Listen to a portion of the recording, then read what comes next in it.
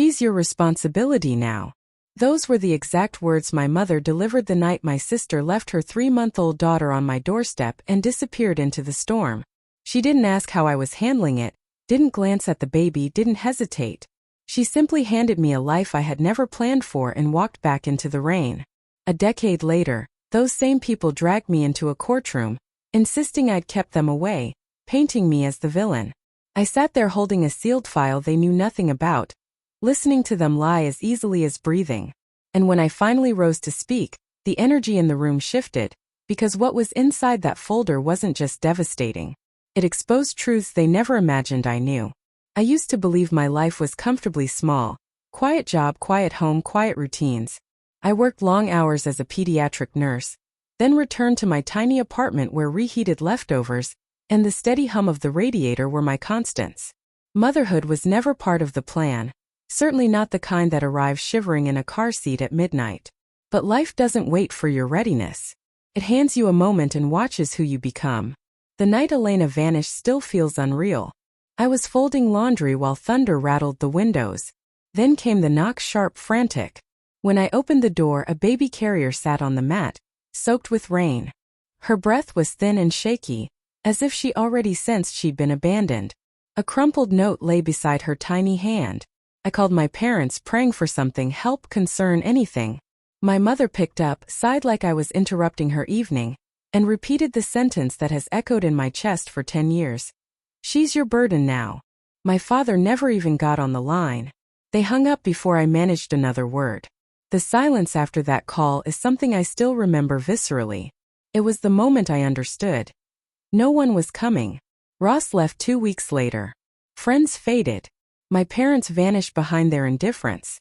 It was me. And a baby who had no one else. I didn't sleep for 2 straight days. I learned how to warm bottles by watching shaky YouTube videos through tears. At sunrise, I rushed to a convenience store with Lily tucked under my jacket because I owned nothing for a child. My life bent in half overnight, and somehow, without thinking, I adapted. Slowly, what began as duty shifted into something fierce and tender.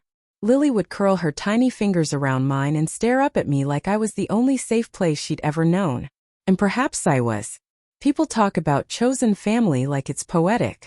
Mine was built through exhaustion and fear, through whispered promises in the dark, through showing up every single day. For 10 years it held steady.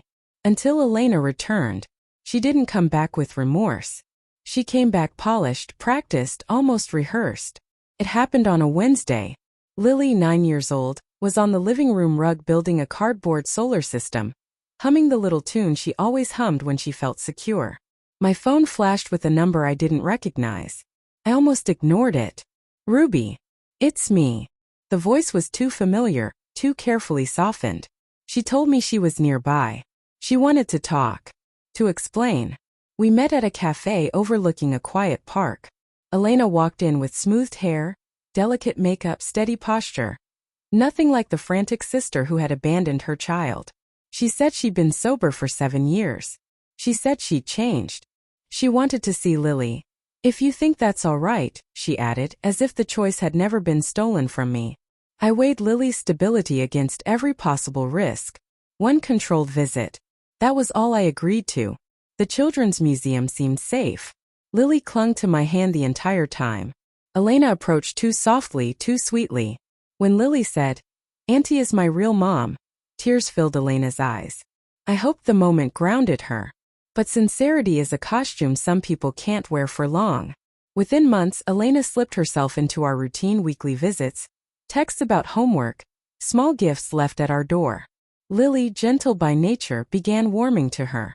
I stayed cautious but refused to let my fear become Lily's prison. Then one night, after Lily fell asleep, a message arrived. "We need to talk tomorrow." Signed not by Elena alone, but by Elena and Grant. Grant Dalton. Her husband. A man I had never spoken to. The next day they sat at my dining table, fingers entwined, wearing smiles that felt pre-planned. "We want custody," Grant said, steady as stone. Elena stared at me without blinking, without apology. "You've done so much for her, Ruby," she said smoothly. "But it's time for her to come home." Home. Lily's home was 10 feet away, down the hallway. where her drawings filled the walls and her mismatched socks sat in a basket by the door. I didn't argue, not because I agreed, but because Lily was coloring in the next room, listening with her whole body. They mistook my calm for surrender. That night, after I tucked Lily in, I found her curled tightly under her blanket, murmuring in her sleep, "Please don't let them take me. Please." I sat beside her, resting my hand on her back as she breathed unevenly. And in that dim, quiet room, something inside me clicked. Not the fragile kind of breaking, but the solid, decisive shutting of a door. A line drawn. A choice made. I wasn't losing her. Not to Elena. Not to anyone. 3 weeks later, the envelope showed up. Heavy paper, official seal, the kind of document that chills you before you even unfold it. A custody petition. My parents' signatures sat beside Elena's, each one an accusation in ink. They claimed I had kept Lily isolated, prevented healthy family relationships, twisted her view of her roots. None of it was true. But lies look real when they're stamped by a court. I read the pages until the letters blurred into fog. These were the same people who never remembered Lily's birthday, never called, never showed up. Now they were pretending I had stolen something from them. Collapse doesn't always come with noise. Sometimes it's a quiet settling, a cold, deliberate awareness. The next morning I hired an attorney. Julia Hernandez had the kind of calm strength that steadied the air around her. After combing through my files, photos, and the decade-long trail of silence, she exhaled slowly. "This isn't about reconnection," she said. "This is about control. And there may be a financial element." "Financial?" I asked. She nodded. "Their story doesn't track. People don't disappear for 10 years and come back out of pure love." She suggested we dig. I agreed. Enter Detective Harris, a man who spoke softly and delivered truth like a weight dropped on a table. 2 weeks later, he came back with 3 findings that made me sick. Grant was drowning in debt. He'd been looking for Lily's biological father. That father, the man Elena never named, had recently inherited several $1,000,000. Suddenly, their timing snapped into place. Elena's polished smile, Grant's sudden interest in stability, the urgency to yank Lily away. It was never about family. It was about access to money that wasn't theirs. Harris laid out the evidence. Bank records, online searches, messages between Elena and my parents showing they'd been in contact for years while pretending otherwise. A decade of betrayal disguised as concern. I stopped sinking. I started preparing. When the court date arrived, I wasn't walking in afraid. I was walking in armed with the truth. The courthouse smelled like cold concrete and old files, a scent that somehow made everything feel heavier. I sat beside Julia, my palms damp, the sealed folder resting on her lap like a spark waiting for oxygen. I kept imagining Lily at school, blissfully unaware of the storm hitting its final swell. Then Elena and Grant entered. Elena wore a soft blue dress, her hair curled into gentle, innocent waves. Grant appeared in an expensive suit, wearing that practiced half-smile that always felt like a threat. My parents sat behind them with their hands folded neatly, as if attending a recital rather than a battle they helped arrange. Judge Harriman entered, silver hair, steady eyes, and the room shifted. Elena testified first. "My sister kept Lily from me," she said, her voice trembling in all the right places. "I was unwell, but I recovered. I wanted a relationship." She slammed the door. Her attorney nodded approvingly. "And your parents?" he asked. "They suffered," she whispered. "Ruby shut them out." A lie delivered like prayer. Then came my parents repeating the same script. "She pushed us away," my mother sighed. "We tried," my father added. Not a word about the years I begged for help. Or the holidays they ignored. Or Lily asking why her grandparents always left. Grant went last, smooth, calculated, dangerous. Ruby's unstable work schedule, limited income, and single-parent household put Lily at a disadvantage, he said. "Elena and I can offer stability. Opportunity. Opportunity." The word stung like a slap. Then it was my turn. Julia led me through every part of Lily's life.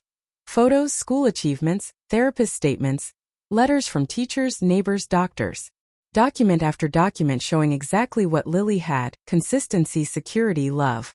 Even so, the opposing attorney picked at me. "You work 2 jobs?" "Yes," I said. "After Lily sleeps. So I can save for her future." You're single. Yes. You rent. Yes. And you believe you can match what a married couple with a home provides? Julia objected. Sustained. But the implication hung in the air like smoke. I breathed in slowly. I give her what actually matters. Safety, routine, affection, the life she knows. The life she trusts. The judge watched intently. Not cold, not warm, just calculating. When we finished, the judge folded her hands. Does the respondent have any additional evidence? Julia nodded. Yes, Your Honor. My pulse thundered. She lifted the sealed folder. May I approach? Proceed. The folder hit the judge's desk with a sound that sliced the silence. Elena stiffened. Grant's jaw tightened. My parents leaned in. Judge Harriman broke the seal. She read the first page. Her eyebrows rose. The second, she inhaled sharply. By the third, her expression had cooled into something unshakable. What am I looking at? She asked, her voice even but edged. Verified findings from a licensed investigator, Julia said. Financial records. Communication logs. Search history. All legally obtained. The information directly contradicts testimony presented today. Color drained from Elena's face. Grant stared forward, stiff as stone. And the courtroom finally tipped in the direction of truth. The judge read in silence for nearly a minute before lifting her eyes. Ms. Morgan, she said, directing the question at Elena, were you aware that your husband has been attempting to track down Lily's biological father? Elena's face went blank. What? Were you aware, the judge pressed on, that this man recently inherited a large estate, and that Mr. Dalton began searching for him immediately afterward? Grant inhaled sharply, but his attorney tugged on his sleeve before he could speak. I didn't know the specifics, Elena said, her voice fragile. The judge's expression hardened. That is inconsistent with the text messages presented to this court.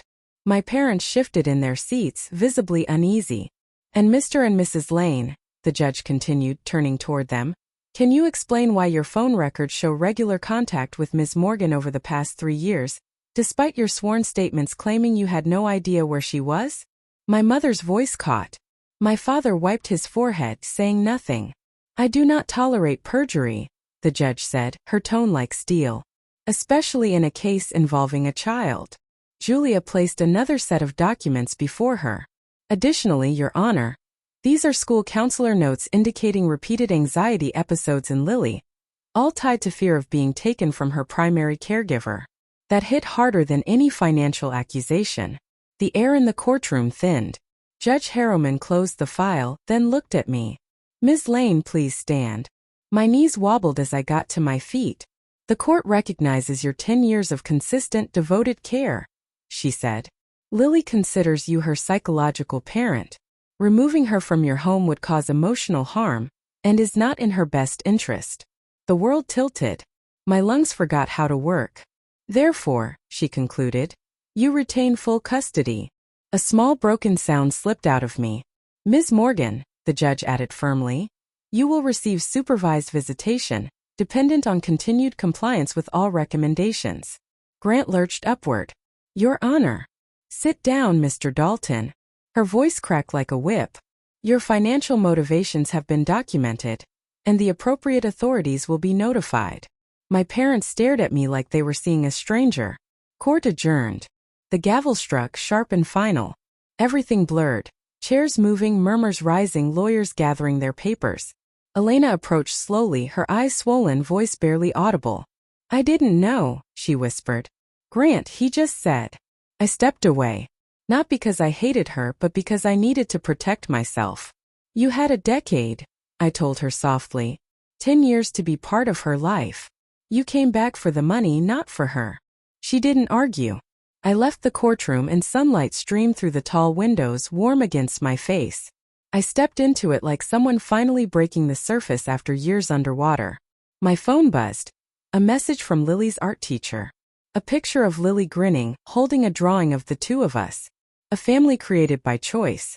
Not biology. Not lies. Not entitlement. I finally breathed. We were safe. And this time the truth had spoken louder than anyone else. The weeks that followed felt strangely calm. as if my life was settling into the shape it was always meant to have. Lily slept peacefully again. No more nightmares, no more clinging to me at drop-off. Her drawings brightened, sunshine yellows, bright blues, replacing the dull grays she'd used during the court turmoil. I met my parents once in a neutral cafe.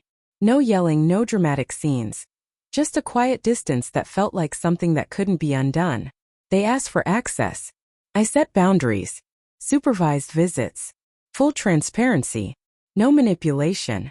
They nodded, but I could see the truth settling into them. Whatever control they once held was gone. Elena quietly filed for divorce from Grant. She sent me a brief apology, not expecting forgiveness. I didn't offer it, but I didn't slam the door on her either. For Lily's sake, there could be space for something softer someday.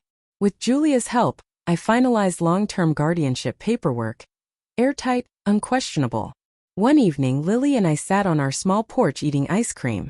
She leaned on my shoulder. "Mom," she said, "we're okay now, right?" I brushed her hair gently.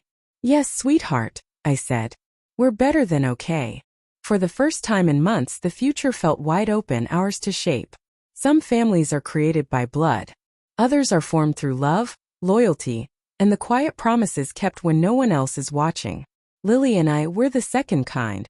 And after everything, we made it through. If this story stayed with you, tell me in the comments. And if you've ever had to protect someone you love, even from the people who should have loved you, just know you're not alone. And make sure to subscribe so you don't miss the next story.